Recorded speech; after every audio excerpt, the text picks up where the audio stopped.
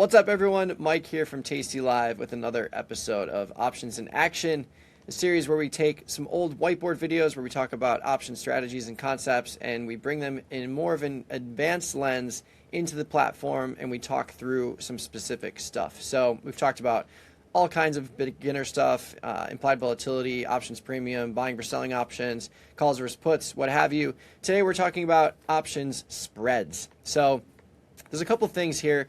I think the most important thing with option spreads is realizing that spreads don't have a lot of Greek exposure to them, especially vertical spreads. There are ways to get dynamic exposure with calendar spreads and diagonal spreads, which are two of my favorite strategies. Those are two of my favorite strategies because they give me defined risk exposure to products that might be higher priced. They give me the ability to buy longer dated premium in the case of a calendar or diagonal, longer dated premium with lower implied volatility exposure, selling higher implied volatility premium with shorter time frames. That's always going to be the case with a diagonal or calendar spread. You're always going to have that nice implied volatility dynamic working in your favor with the sale of the short option. But I think with vertical spreads, one thing to consider is they don't have much Greek action going on at all. So we've got the tastytrade platform pulled up here. We're looking at SPX, and I'm looking at a 10-point wide vertical spread here from the 7,200 to 7,190. And you can see these options are very similarly priced. The deltas are almost exactly the same. The theta is almost exactly the same. So this type of strategy is going to be a slower moving strategy. In this case, if I sell this for $150 and risk $850 over the course of 50 days, maybe after 20, 30 days of the market chopping around, unless you get a big move to the upside, maybe I can take 75 cents out of this thing and call it a day. But it's going to be a slow moving trade because the Greeks are really offset by the nature of a spread where you're selling one option and you're buying the option, the complete inverse Greek exposure right next to it. Now, there are a couple of exceptions. So like in DraftKings, here's another example. This is a 5-point wide spread, but the price of DraftKings is very small relative to SPX. SPX is a $7,500 product. DraftKings is a $25 product. So the relative width of a spread will make a massive difference in the price of the product you're trading it in. So a 5-point wide spread in SPX, that's going to be a super slow moving trade, zero Greek exposure. Basically, it's really just a binary situation. Are we out of the money or are we in the money? And how much time has passed since I've sold that spread or bought that spread?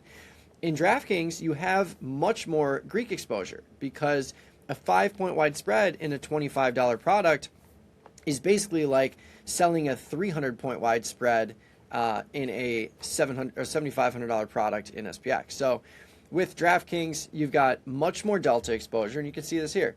This is a relatively wide spread, and how I would define a relatively wide spread on a product is simply what is the difference in delta for this spread here. So 37 deltas on the short put, 1 delta on the long put to define the risk. So in these cases, you're going to have much more Greek exposure, but still, it'll be a slower moving trade if you are paying a lot for that long option. In this case, I'm not. And I think this is a good lesson in analyzing the bid-ask spread relative to spread width.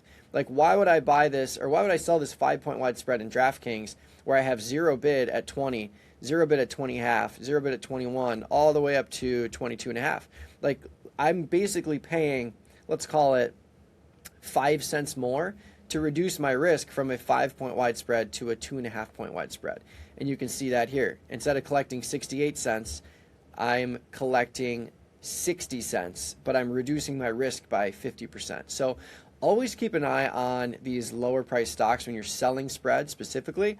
And if you're buying spreads where your long component is your asset in the trade and your short component is reducing cost basis. If you're only collecting 20 cents to sell a call against your long call in the case of a long call vertical spread, maybe you choose a different strategy. Maybe you go with a zebra instead, or something that has a lot more upside profit potential than just selling an option for 10 cents or 20 cents. So same story here. If I'm only spending 10 cents to buy an option, I'm always going to look at reducing the spread width if I can pay a little bit more but reduce my max loss by a lot. So that's one thing to consider. And then last thing with spreads is we talk about gamma risk and rolling around 21 days to offset gamma risk. Again, vertical spreads, especially narrow ones, relatively narrow ones like SPX here, 10 point wide in a $7,200 product, this isn't going to really have gamma risk at all. But if my intention is to defend this trade,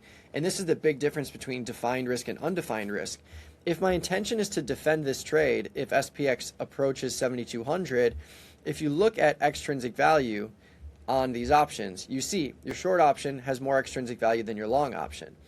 But if you were to go at the money right here, and let's say your spread goes in the money, so we're gonna sell an in the money put spread to show you that if your spread moves in the money, now all of a sudden you have more extrinsic value in your long option than you do in your short. So all this to say, if I'm trying to defend my spread and I want to roll it out in time for a scratch or a small credit, it has to be done before that spread moves in the money. So I don't care if I'm 25 days, 30 days, even 40 days out. If my intention is to roll it out in time before it goes in the money, it needs to be done before the spread moves in the money. If your spread moves in the money, you can still make the roll, but you're going to be paying a debit. And that's because your long option has more extrinsic value than your short option. And if you're buying this one back and selling one further out in time, you're going to be paying for that more extrinsic value in the long option than the short option that you've sold, even though your short option has more total value since it has more intrinsic value than your long. So that's a lot to take in, but really, to put it simply, spreads that are narrow relative to the stock price that have similar deltas will not have a lot of Greek exposure. They're going to be a lot more binary in feel. Spreads that have a big difference in delta between the spread width relative to the price of the product, like the one we saw in DraftKings, that will have a lot of Greek exposure because you've got way more spread width relative to the stock price. At the same time, always check your spread width to make sure you're not taking on too much risk. Maybe you can move it in a little bit and pay 10 more cents to reduce your risk by $250 like we showed in DraftKings. And last but not least, if you're selling credit spreads and your plan is to defend them, you have to make that roll before it goes in the money.